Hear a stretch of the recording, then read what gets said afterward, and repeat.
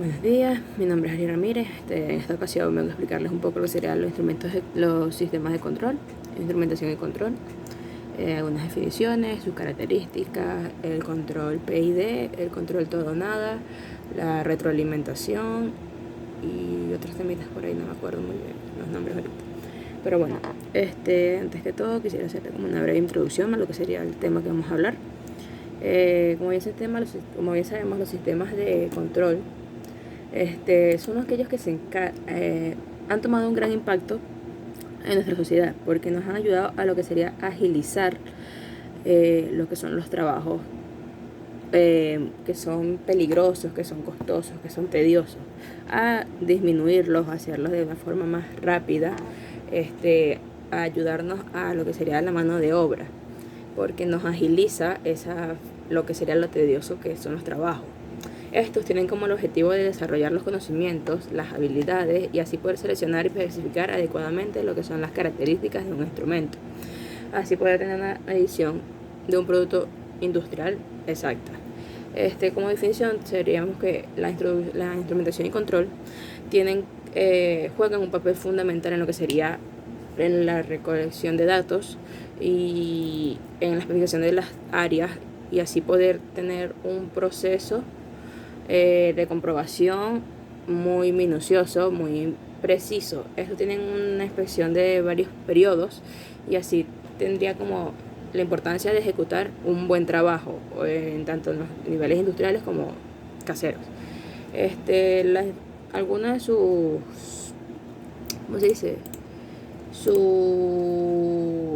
características sería como que el rango. El rango es aquella variable de medida que se utiliza como el límite inferior o superior de lo que se quiere es como los límites de lo que vamos a medir. Tiene como una capacidad del instrumento, se encuentra como expresado en lo que serían los valores más importantes, en lo que son los rangos, pues, o sea, tiene dos expresiones, dos extremos, lo que sería LRB y URB, una que sería el valor máximo y el valor mínimo. Cuando hablamos de LRB es el valor mínimo. Es un valor que la variable nos da como una medida en el dispositivo que es lo mínimo que se podría calcular, ponte que 0 en una medición de una regla. Y URB es la medición o el rango más alto que tiene el dispositivo para medir. Así que de 0 a 30 en una regla de 30 centímetros, el 0 es el límite, el mínimo y el 30 máximo. El span es otra característica, que es una representación algebraica de lo que sería la URB y el RB. El error es aquello que puede arrojar el instrumento, es el valor medido con el que se haya medido el valor y no haya sido el valor que debería darnos. Póngase que si lo estamos calculando en una temperatura en grados centígrados o grados Celsius, nos la esté reflejando en grados Fahrenheit. Es una diferencia bastante grande en lo que serían nuestros grados y es un error que puede arrojar lo que sería el instrumento de medición. Tendríamos que calibrarlo, acomodarlo y poder hacer la medición exacta con lo que nos están pidiendo, ya que si le damos un grado Fahrenheit, estamos pidiendo Celsius, no a un grado Kelvin, eso ya estaría malo y esto es lo que son los instrumentos, lo que sería estar pendiente de lo que estamos haciendo para así poder dar arrojar el resultado de lo que realmente debería ser. Lo otro que sería la repetibilidad, una característica. Esta es como la capacidad de reproducir las posiciones del instrumento, sea como una pluma, un índice o señalar una salida. Esta es repetidamente como valores idénticos a la variable. Tiene como las condiciones de servicios y en el mismo sentido una variación, así recorriendo todo este campo. Lo otro sería lo que es la resolución. Es el mínimo valor confiable que puede ser medido en un instrumento. Es el mínimo. O sea, es como que no confiamos mucho ahí, pero ese fue. Otro sería lo que es la exactitud. La exactitud es lo primordial, es lo más importante de lo que serían los instrumentos, ya que esto nos tiene que dar una lectura fiable, una lectura fiable, ya que esta tiene que estar calibrada y tener su mantenimiento, pues, o sea, que esté bien arreglado, como lo expliqué en el error, tener es lo opuesto, pues, o sea, que esté bien calibrada, que sea una responsabilidad, una resolución y una calibración en el instrumento exacta, que no tenga ningún pelón, no sea de que nos vaya a dar un error en alguna medición, una broma así, no, tiene que ser exacta, por eso se dice exactitud. Así puede ser expresada también en porcentajes, pero siempre estar consciente que tiene que ser exacta, no puedes tener ningún error. La otra característica sería lo que es la precisión. La precisión es aquel grado de concordancia entre una serie de determinaciones obtenidas en la repetición de una medición. Es como se expresa la desviación estándar relativa en una dispersión, póngase. Es como es el coeficiente de una variación. Es como la precisión que tiene un funcionamiento en repetibilidad y resolución. Es como aquello que se repite. Esto tenemos que estar conscientes de que siempre hay que estar pendiente de para ver qué se repite, ver como medirlos varias veces, saber qué es lo que estamos haciendo, ver que siempre va a arrojar el mismo resultado. Es como estar atento, pendiente de que vamos a volver a medir por si acaso, vamos a volverlo a medir. Y así. Otro sería lo que es la zona muerta. La zona muerta es como el campo es un valor de una variable operacional que nos hace la indicación de que la señal de la salida del instrumento esté bien. Es decir, como que los cambios de la magnitud de las variables sean operacionales y puede ser una respuesta exacta, que puede ser como que nos alcance la medida. Esto mayormente se puede encontrar en lo que son los porcentajes, la zona muerta. Con esto hay que estar pendiente en el sentido de que ver que nos arroje bien el resultado, estar pendiente de que lo que nos esté dando sean los porcentajes exactos. Otra característica sería la linealidad. Es como la linealidad es la aproximación lineal más cercana en lo que es una curva de calibración.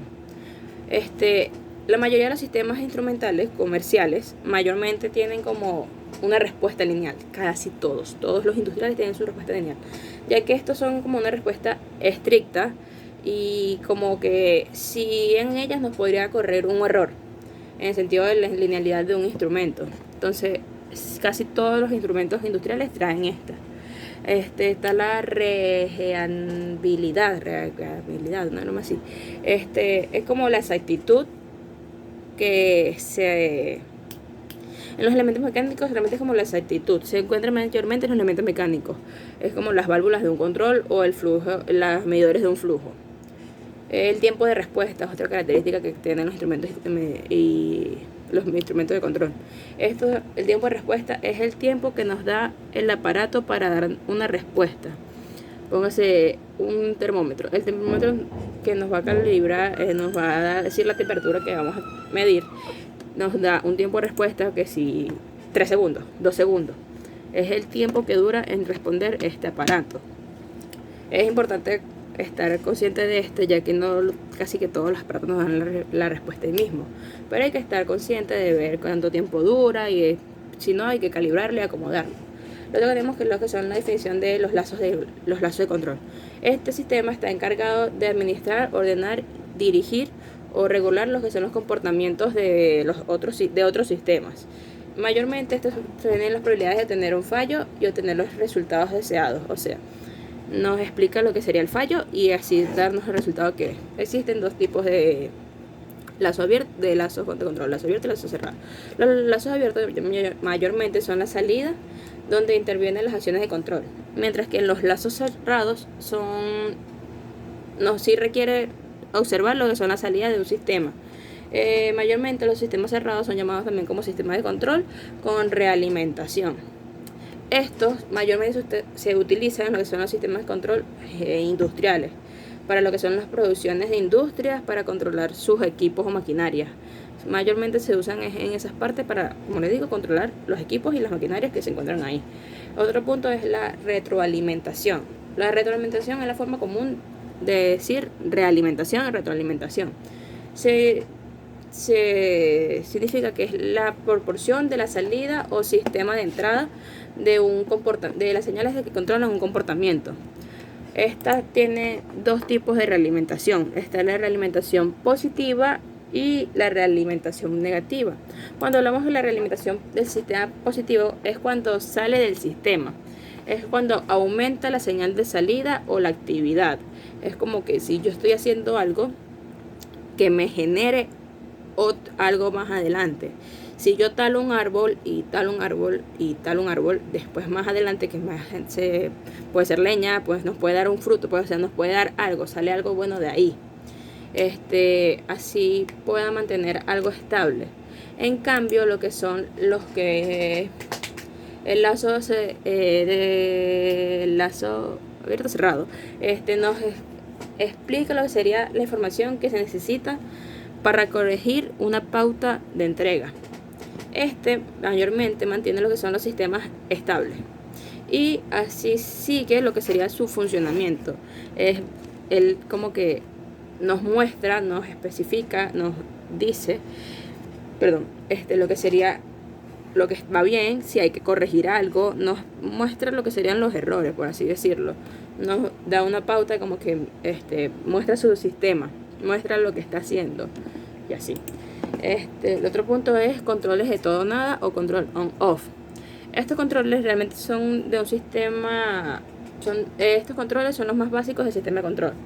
Envía una señal de activación que sería el on o encendido cuando la entrada de señal es menor a un nivel de referencia definido previamente, y desactiva la señal en off o apagado es cuando la señal es mayor que la señal de referencia. Mayormente estos son utilizados en lo que son los termostatos de aire acondicionado.